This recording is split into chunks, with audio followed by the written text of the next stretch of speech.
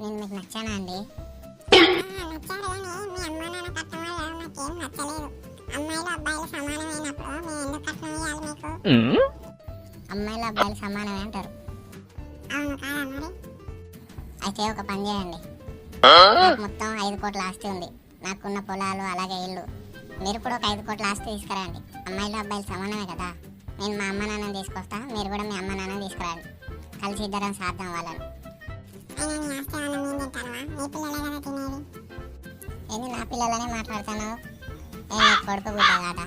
మా అమ్మ నాన్నకే మనవడు మనవరాలా? మీ అమ్మ నాన్నకు మనవడు మనవరాలు కాదా? నా ఆస్తి ఎంత తింటారో నీ ఆస్తి కూడా అంతే తినాలి. మరి మన ఇద్దరం సమానమైనప్పుడు మన ఇద్దరం సమానం అనుకుంటేనేమో నాకెంత ఆస్తి ఉంటే అంత ఆస్తి పట్టుకరా, లేకపోతేనేమో కట్నం ఇయ్యి.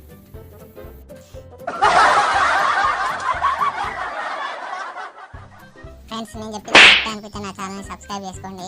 నేను చెప్పింది కరెక్ట్ కాదు